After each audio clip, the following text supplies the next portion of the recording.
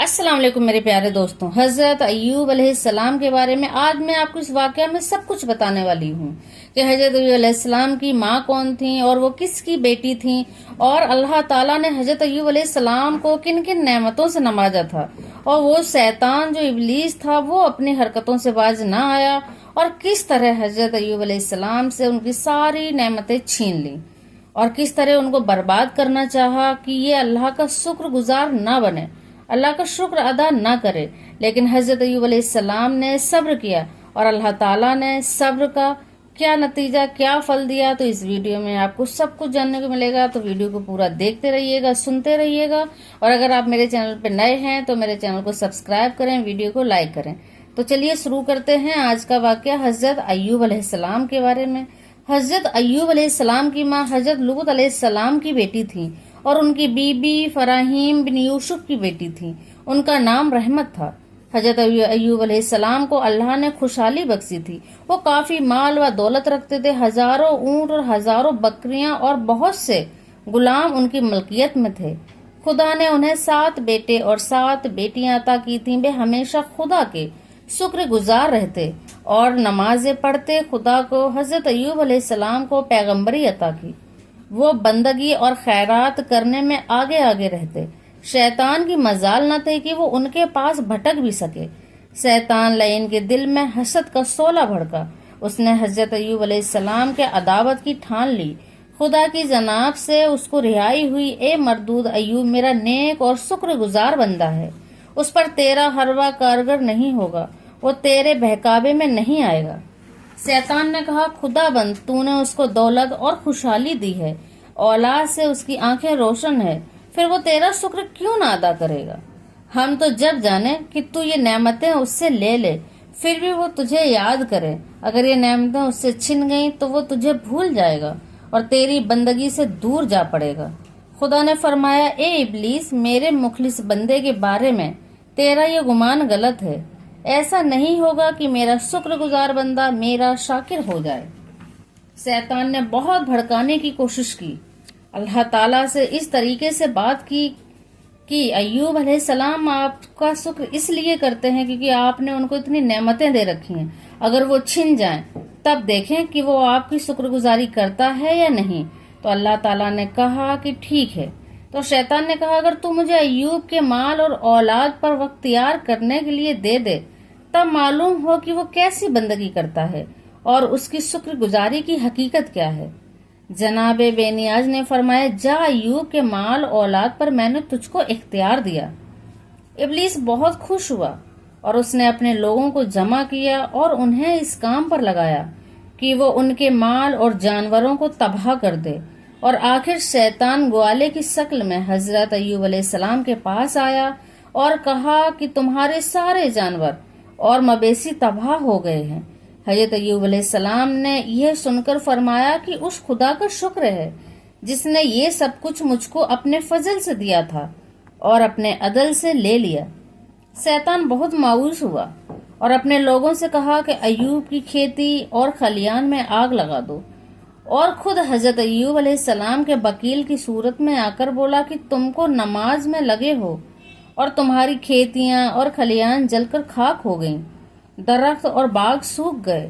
حضرت ایوب نے پھر وہی جواب دیا کہ خدا کا شکر ہے کہ اس نے یہ سب ہمیں اپنے فضل سے عطا کیا تھا اور اپنے عدل سے واپس لے لیا، اور بغیر کسی پریشانی کے نہایت دل کے ساتھ نماز میں لگ رہے۔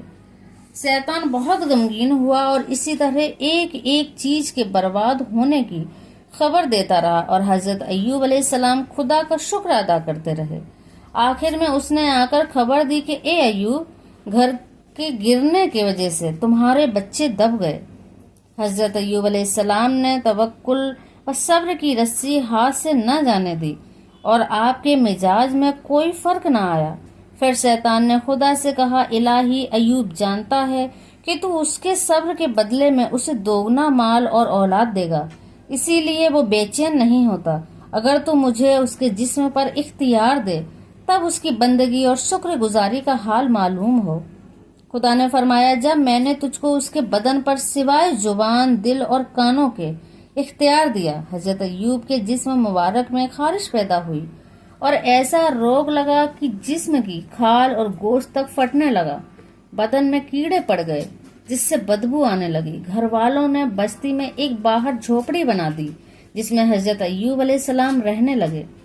آپ کے ساتھ کوئی تیماردار اور خبر لینے والا نہ رہا، کوئی آپ کے قریب نہ آتا۔ ایک آپ کی بیوی رحمت تھی جو آپ کی خدمت میں لگی رہتی اور جو کچھ ان کے پاس تھا سب آپ کی علاج میں لگا دیا۔ جب کچھ بھی پاس نہ رہا تب بی بی صاحبہ مزدوری کرتی اور آدھی مزدوری تندرستی کے لیے صدقہ کرتی اور آدھی مزدوری کا کھانا خرید کر ان کے پاس لے جاتی۔ جب حضرت ایوب علیہ السلام کی بیوی مزدوری کے لیے جاتی تو شیطان سرے راہ کھڑے ہو کر انہیں منع کرتا کہ آپ ایسی حسین جمیل خاتون کس لیے مزدوری کرتی ہیں اور اپنی زبانی ایسے شخص کی خدمت میں کیوں برباد کرتی ہیں جس پر خدا کا قہر اترا ہے۔ یہاں ایک مصر کا سردار نہایت مالدار اور اختیار والا ہے، میں آپ کا نکاح اس سے کرا دوں گا اور اس طرح آپ کا درجہ بڑھے گا اور آپ کی عزت بڑھے گی۔ حضرت رحمت اس کی باتوں پر کچھ بھی دھیان نہ دیتی اور رات میں اپنے شوہر سے تمام باتیں بیان کرتی۔ حضرت ایوب علیہ السلام فرماتے تھے کہ تو ہرگز اس کی باتوں پر نہ جا، وہ ابلیس ہے اور بے بنیاد باتیں کرتا ہے، اس کی باتیں سراسر دھوکہ اور فریب ہیں۔ ایک دن شیطان نے طبیب کے بھینس میں آ کر بی بی رحمت سے کہا کہ اس روگ کا علاج تو بس ایک گندا سا گوشت اور انگور کی شراب ہے، اس کے سوا کسی چیز سے بھی تمہارا شوہر تندرست نہ ہو سکے گا۔ بی بی صاحبہ تندرستی کے لالچ میں مزدوری کر کے دونوں چیزیں لے کر حضرت ایوب علیہ السلام کے پاس حاضر ہوئیں اور کہا یہ دوا ایک طبیب نے بتائی ہے۔ حضرت ایوب کو غصہ آیا اور فرمایا کیا میں نے تجھ سے کہا نہیں تھا کہ وہ شیطان ہے؟ کیا تجھے خبر نہیں کہ پیغمبروں پر یہ چیزیں حرام ہیں؟ اگر میں اچھا ہو جاؤں گا تو اس کے بدلے میں تجھے 100 لکڑیاں ماروں گا۔ بی بی صاحبہ اس کے باوجود خدمت کرتی رہیں اور خدمت میں کوئی کوتاہی نہ ہونے دی۔ وہ دن رات خدمت میں حاضر رہتی۔ حضرت ایوب بھی اس مصیبت اور تکلیف میں صبر کرتے رہے اور ایک لمحہ بھی اللہ کی عبادت اور اس کی یاد میں غافل نہ ہوئے، یہاں تک کہ آسمان کے فرشتے اور زمین کے رہنے والے اس حال میں حیران تھے۔ ابلیس کی کوئی چال کامیاب نہ ہوئی۔ حضرت ایوب کی بندگی، اطاعت اور عقیدے میں کوئی فرق نہ آیا۔ شیطان کا سارا حربہ اور اس کی ساری چال ناکام ہو گئی۔ حضرت ایوب نے اپنے رب کو پکارا، خدایا مجھ کو بیماری لگ گئی ہے اور تو سب سے بڑھ کر رحم کرنے والا ہے۔ خدا نے ان کی پکار سن لی۔ مصیبت کا زمانہ گزرا اور حضرت ایوب علیہ السلام کی آزمائش پوری ہوئی اور بے اس آزمائش میں کھرے اترے تو حضرت جبرائیل امین ان کی جھوپڑی میں آئے اور خدا کی طرف سے انہیں تندرستی کی خوشخبری سنائی۔ پھر ان کا ہاتھ پکڑ کر اس پر جگہ سے اٹھایا اور فرمایا اپنا داہنا پاؤں زمین میں مارو۔